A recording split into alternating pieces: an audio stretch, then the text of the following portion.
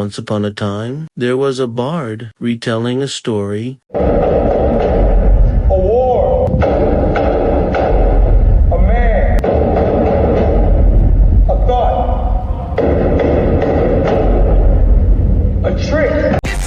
Saatnya kita bahas The Odyssey. Straight up. Akhirnya film Nolan setelah 3 tahun Oppenheimer rilis, dan gue cukup takjub sebenarnya. Film semegah ini dia bisa buat dalam jangka waktu gap 3 tahun aja setelah Oppenheimer, yang dimana Oppenheimer itu sebenarnya juga megah ya, dan dia 10 kali lipat bikin film yang lebih megah, banyak adegan outdoor, banyak practical effects, dan ceritanya mengambil dari kisah Yunani karya Homer berjudul The Odyssey, yang sama seperti filmnya. The Odyssey sebelum penayangannya pun udah diwarnai banyak kontroversi dan banyak haters di seluruh dunia. Bahkan di Indonesia banyak banget yang ikut-ikutan cuap-cuap nge-hate filmnya. Bahkan sebelum filmnya rilis, banyak banget yang nge-hate di Indonesia juga banyak. Gue juga heran. Tapi berkat hate dan juga kontroversi tersebut, ini menjadi free marketing buat Christopher Nolan dan tim ya. Karena The Odyssey juga jadi film yang laris banget, dan juga hype-nya itu tinggi banget. Dan orang-orang yang setelah nonton itu juga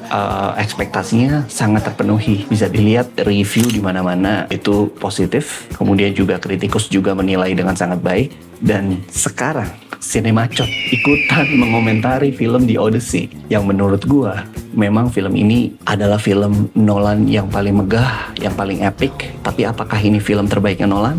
Buat gue, so buat kalian yang belum nonton film The Odyssey, mending kalian pergi ke video gue sebelumnya yang ngebahas seluk-beluk The Odyssey dan juga kontroversinya apa aja, dan juga sinopsisnya. The Odyssey ini ceritain apa aja, itu ada di video gue sebelumnya. Kalau kalian belum nonton, mending kalian pergi ke video gue sebelumnya aja agar bisa dijelaskan dan kalian pergi nonton. Kalau kalian udah kelar nonton, baru balik ke video ini dan kita akan bahas film The Odyssey bareng-bareng. Tapi sebelum itu, jangan lupa kalian untuk subscribe Cinemachot biar kalian nggak ketinggalan obrolan-obrolan, bacotan-bacotan, dan review-review film yang gue posting di YouTube dan juga TikTok. Kalau udah, kita langsung aja bahas The Odyssey.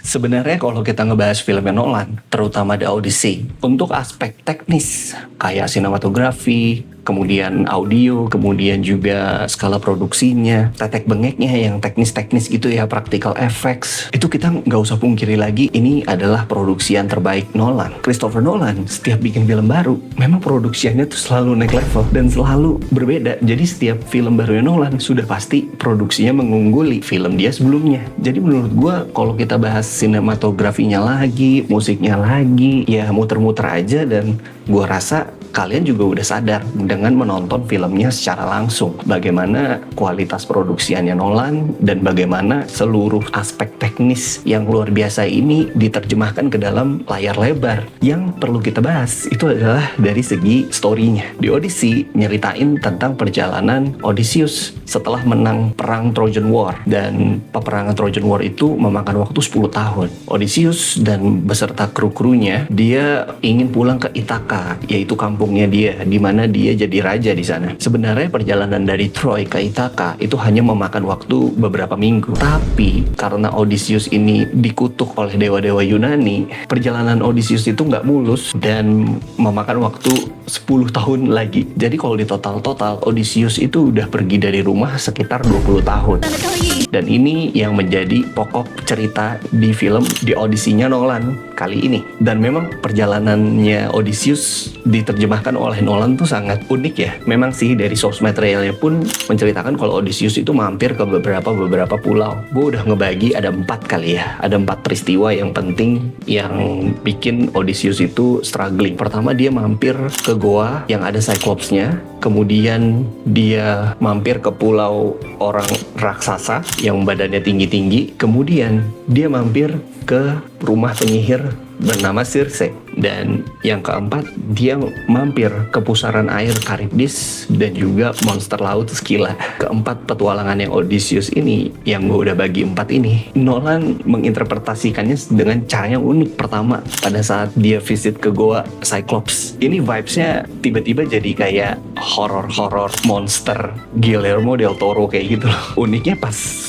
scene Cyclops ini feelsnya kayak Attack on Titan ya, karena memang Christopher Nolan bikin kita believe bahwa si Cyclops ini beneran hidup. Awalnya gue pikir kita cuma ngelihat Cyclopsnya itu cuma di dalam goa ya, tapi ternyata dia bawa keluar ke adegan outdoor Cyclopsnya. Ini gue bikin mikir gimana cara buatnya.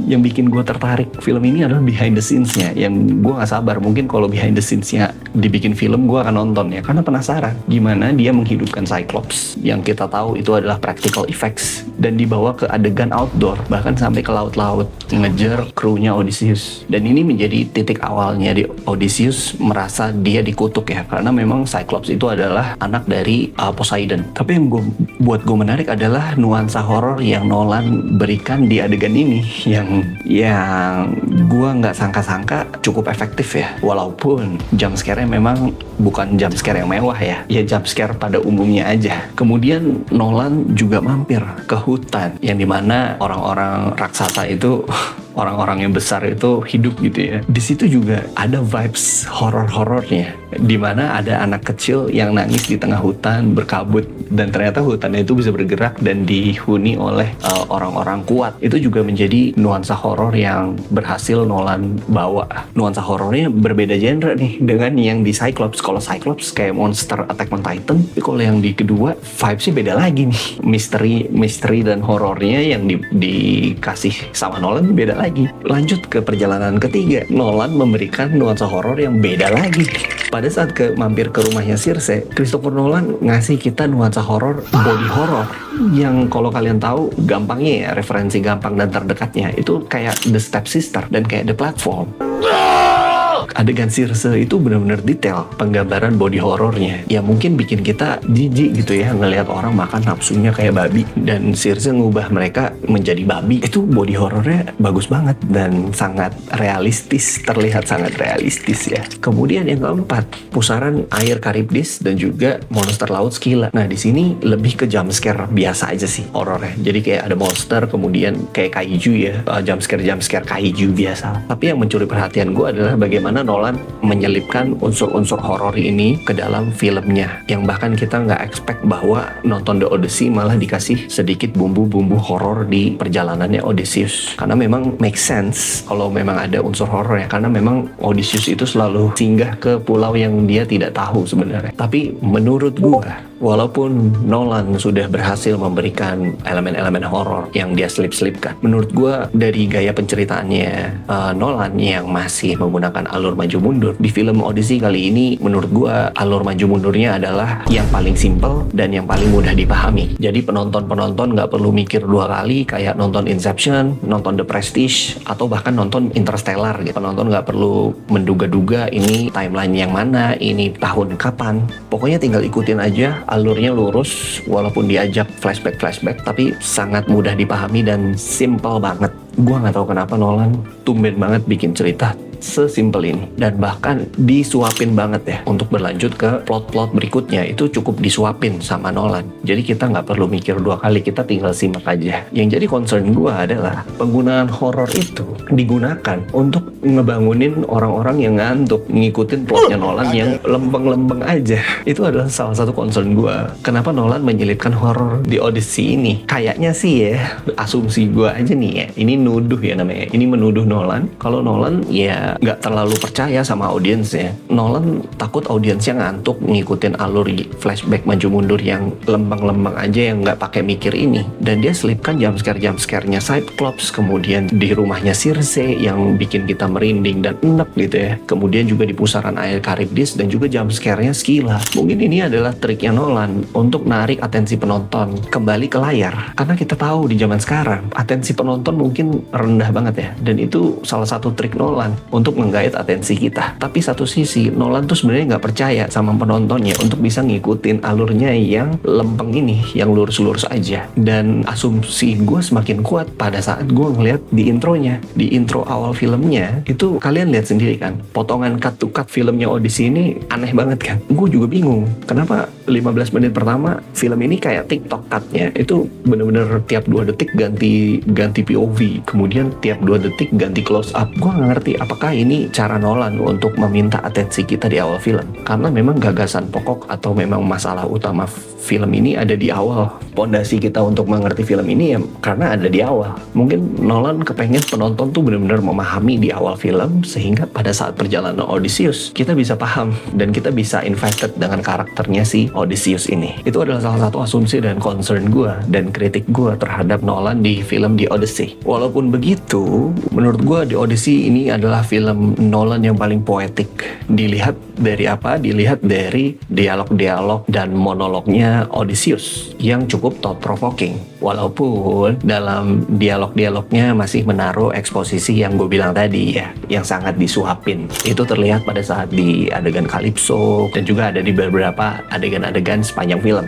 Jadi memang ya sangat disuapin lah penonton. Jadi enak banget deh nonton film The Odyssey ini, enak banget. Kalian tinggal duduk nikmatin hasil produksinya Nolan dan juga ceritanya tinggal ikutin aja, tinggal simak. Kalian nggak perlu pusing. Jadi gue bisa bilang The Odyssey ini adalah film Nolan yang paling aksesibel dan yang paling tidak intimidatif kehadap penonton semua umur. Kemudian penggunaan 100% kamera IMAX yang secara teknis memberikan kepuasan kita dalam nontonnya. Kemudian juga memberikan imersi yang luar biasa gitu ya. Jadi sepanjang adegan tuh skala rasio layarnya tuh nggak berubah-berubah. Jadi full screen terus gitu ya. Sampai 3 jam tuh full screen terus. Dalam waktu 30 menit film ini kita udah tenggelam ke dalam dunianya di Odyssey. Tapi menurut gua penggunaan kamera IMAX 100% ini juga punya kelemahan. Kelemahannya apa? Kelemahannya ya cut-to-cutnya tadi. Cut-to-cutnya terasa sangat aneh. Di awal film juga cut-to-cutnya itu sangat cepat ya. Dan feels so weird dan bikin pusing sebenarnya. Kemudian juga POV close up dialognya juga jadi terlihat agak aneh kali ya, karena dia menggunakan 100% kamera IMAX. Jadi penggunaan 100% kamera IMAX ada harga yang harus dibayar. Kemudian yang patut kita apresiasi juga adalah kualitas aktor-aktornya. Ya ini nggak usah dibahas terlalu banyak kali ya. Ya kalian udah tau lah, Matt Damon, Anne Hathaway, Tom Holland, Robert Pattinson, semua orang yang ada di film ini itu actingnya luar biasa dan deliverynya sangat luar biasa, yang bikin kita makin immerse ke dalam filmnya. Tapi yang pengen gue shout out di dalam film ini itu ada beberapa orang. Pertama ada Robert Pattinson, dia memerankan Antonius yang licik, yang banyak bacot tapi yang sangat coward dalam dirinya, tapi tampak luarnya dia terlihat seperti jagoan. Robert Pattinson mendeliver karakter itu dengan sangat bagus gitu ya, bahkan sangat komikal pada saat final scene-nya. Kemudian Tom Holland, walaupun karakternya Tom Holland yang ia perankan itu adalah Telemachus, anaknya Odysseus, itu di awal terlihat cukup struggling ya, tapi itu sangat terbayarkan pada saat sampai akhir film. Perkembangan karakternya itu luar biasa dan Tom Holland bisa ngimbangin perkembangan karakternya yang begitu drastis. Kemudian ketiga ada John Leguizamo. Ini dia bagus banget ya, gue suka banget nih sama aktingnya John Leguizamo. Dan keempat ada Himesh Patel. Ini juga keren banget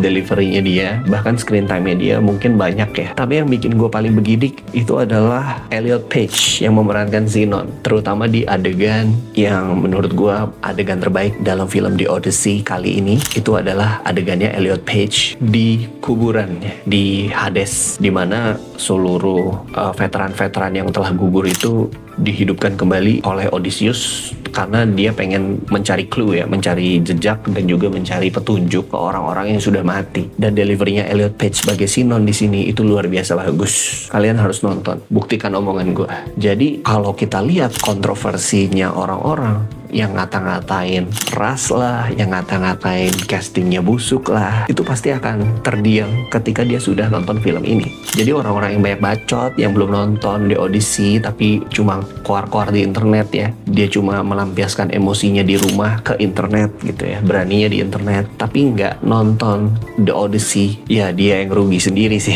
sebenarnya. Gua nggak rugi, Nolan nggak rugi, dia yang rugi karena dia nggak bisa lihat film yang begitu bagus. Oh iya, ngomongin kontroversinya nih, ngelanjutin. Sebenarnya gue punya concern di luar kontroversinya itu sendiri sih, tapi bukan masalah ras dan juga bukan masalah woke lah ya. Gue nggak mempermasalahkan itulah, tapi yang gue permasalahkan dan concern, dan ini kejadian di filmnya, yang paling utama adalah bagaimana Nolan ngebikin cerita dewa-dewa Yunani ini dibikin secara grounded dan penuh dengan logika ala Nolan, dan itu kejadian di film The Odyssey. Mungkin buat yang penyuka film-film mitologi Yunani mikir gitu ya, nih Poseidonnya nongolnya kapan?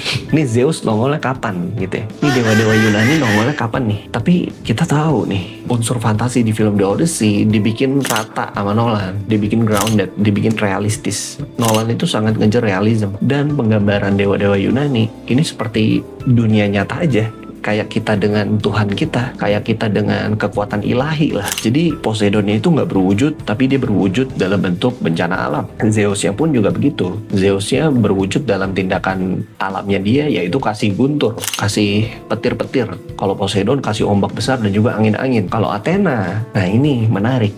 Kalau Athena, dia menjadi halusinasinya Odysseus sepanjang perjalanan, yang bikin Odysseus menyesal dan juga PTSD. Dan dia berwujud dalam Zendaya yang akan terungkap di akhir film. Siapa sih di Zendaya ini gitu ya. Menurut gue itu jadi hal yang unik ya, karena unsur fantasinya mitologi Yunani, dewa-dewa yang berperang ini jadi ilahi semuanya. Jadi kita nggak bisa lihat wujudnya, tapi kita bisa merasakan presence-nya. Itu concern gue dan jadi kenyataan. Selebihnya menurut gue The Odyssey itu adalah film Nolan yang paling epic, yang paling megah. Tapi memang dari unsur-unsur yang gue bahas tadi, kalau kita bilang ini adalah film terbaiknya Nolan, gue rasa nggak dulu deh. Film Nolan yang sebelum-sebelumnya menurut gue masih ada yang lebih baik dari segi naratif ketimbang megah-megahan secara teknis gitu ya. Karena kalau ngomongin teknis doang, sudah pasti tiap film terbarunya Nolan itu selalu mengungguli film sebelumnya dari segi teknis. Tapi kalau dari segi penceritaan, naratif, dan juga keberanian Nolan untuk mempercayai audiensnya, itu udah beda lagi.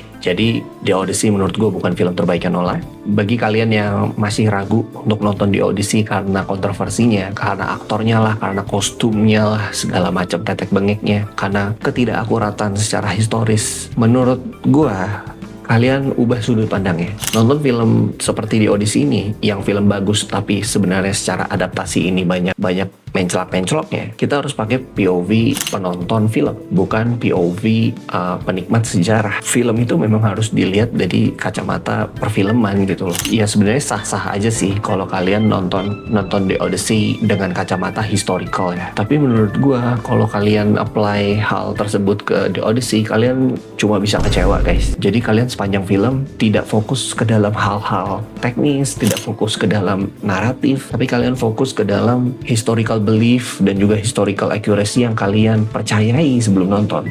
Which is itu adalah sudut pandang dan mindset yang kalian bawa. Jadi kalian masuk ke dalam bioskop itu dengan gelas yang penuh, bukan dengan gelas yang kosong. Jadi kalau ingin menikmati sesuatu, terutama The Odyssey, kalian harus kosongkan gelas kalian dan masuk pasrah aja, nonton aja. Setelah nonton baru kita bisa ambil kesimpulan kalau film ini A, B, C, D. Tapi kalau kalian masih ngeyel, masih toxic di internet gitu ya, masih ngata-ngatain segala macam, dan kalian itu orang Indonesia, menurut gua kalian sih tolol banget deh.